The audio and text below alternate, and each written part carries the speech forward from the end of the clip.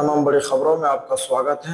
میں ہوں آپ کا دوست مدثر جلالی اور آپ دیکھ رہے ہیں انقلاب میڈیا نیوز چینل۔ اگر آپ چاہتے ہیں کہ دیش و دنیا کی تازہ ترین خبریں آپ تک پہنچیں تو میں آپ سے اپیل کرتا ہوں کہ انقلاب میڈیا نیوز چینل کو آپ سبسکرائب کر دیں، پلس میں بیل آئیکن کو بھی آن کر دیں تاکہ ہمارے آنے والی ویڈیو کی ہر ایک نوٹیفیکیشن آپ کو جلد سے جلد پہنچے۔ تو چلیے ناظرین، نظر ڈالتے ہیں آج کی اہم خبروں کی جانب۔ 29 جون 2025 کو پٹنہ کے گاندھی میدان میں لاکھوں مسلمانوں نے جمع ہو کر وقف بل کے خلاف ایک احتجاج کیا اور سرکار سے کہا بس بہت ہو چکا، اب اگر تم نے ہماری وقف جائیدادوں کو چھوا تو تمہارے اقتدار کی جڑیں کاٹ دی جائیں گی۔ یہ حکومت جمہوریت کے لباس میں آمربد دکھائی دے رہی ہے۔ یہ بل صرف وقف کا مسئلہ نہیں، یہ ہماری مسجدوں، مدرسوں، خانقاہوں، قبرستانوں، حتیٰ کہ قرآن پڑھانے کی جگہوں پر بھی قبضہ کی کوشش ہے۔ جس طرح برٹش حکومت نے 1857 میں علماء کو تختوں پر چڑھایا، ویسا ہی حال یہ حکومت کرنا چاہتی ہے۔ لیکن یاد رکھو، آج کا مسلمان نہ بکا ہے اور نہ جھکا ہے اور نہ کبھی جھکے گا۔ ہم اس ملک کے مالک ہیں، نوکر نہیں ہیں۔ اگر حکومت ہمیں بار بار للکارے گی تو ہم تمہیں وہ تاریخ یاد دلائیں گے جو تم مٹانا چاہتے ہو۔ یہ بل واپس نہ لیا گیا تو تمہاری کرسی اور تخت دونوں زمین بوس ہو جائے گی۔ تم کہتے ہو سب کا ساتھ، سب کا وکاس، تو بتاؤ وقف پر بل صرف مسلمانوں کے خلاف کیوں؟ کیا عیسائی مسجد، سکھ گرودوارے، ہندو مت کے دھرم آستھانے بھی تمہارے بل میں شامل ہیں؟ تو پھر یہ مسلمان پر سیدھا وار نہیں تو اور کیا ہے؟ یہ بل نہیں، مسلمان کو غلام بنانے کا قانون ہے۔ وقف جائیدادیں 8 لاکھ ایکڑ سے زائد ہیں جو ملک کی تعلیمی، مذہبی اور سماجی کاموں میں استعمال ہو رہی ہے۔ حکومت ان جائیدادوں سے سالانہ ہزاروں کروڑ کا فائدہ اٹھاتی ہے، لیکن مسلمانوں کو ان کا جائزہ حق نہیں دیتی۔ وقف بورڈ کو پہلے ہی بے اختیار کیا جا چکا ہے، اب نئے بل کے ذریعے اسے بالکل دفن کرنے کی تیاری ہے۔ آرٹیکل 26 کہتا ہے کہ ہر مذہبی گروہ کو اپنی عبادت گاہ، جائیداد، ادارہ چلانے کی آزادی ہے۔ تو پھر یہ نیا وقف بل کس آئین سے آیا؟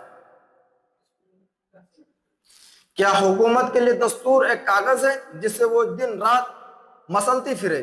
کیا اب مسلمان سپریم کورٹ نہیں، صرف سڑک پر اپنی لڑائی لڑے گا؟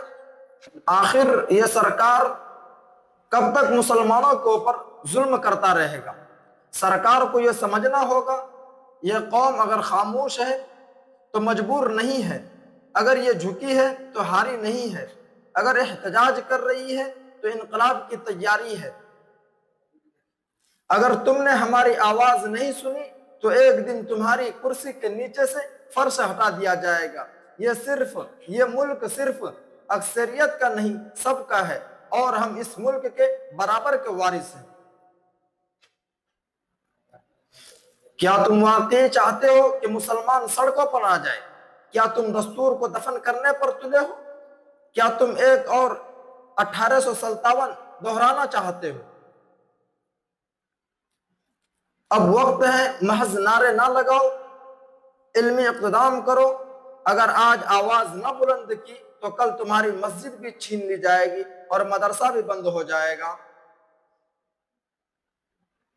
یہ احتجاج ایک آغاز ہے، ایک انقلاب کی اور ایک بیداری کی اور ایک نئے دور کی۔ پوری قوم کو یہی پیغام دیتا ہے، انقلاب میڈیا جاگ جاؤ ورنہ تاریخ تمہیں بھی بخشے گی نہیں۔ وقف بچاؤ، دستور بچاؤ، ملک بچاؤ۔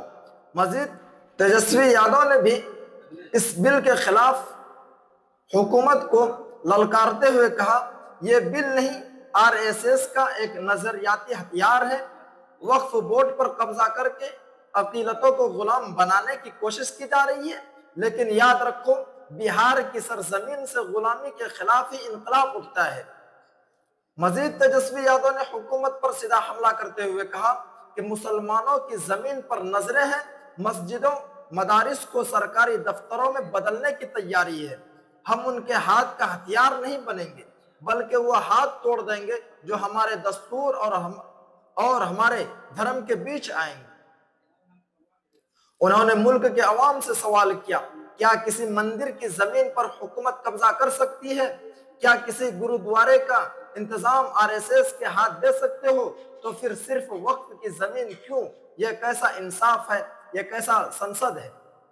تیجسوی یادو نے نریندر مودی اور امت شاہ کو للکارتے ہوئے کہا، اگر تم میں ہمت ہے تو عوام کے سامنے کھڑے ہو کر کہو کہ تمہیں اقلیتوں سے نفرت ہے، پردے کے پیچھے چھپ کر قانون بنا کر وار نہ کرو، ہم تمہیں ہر میدان میں جواب دیں گے، سڑک پر بھی، ایوان میں بھی اور عدالت میں بھی اور ووٹ کے ذریعے بھی۔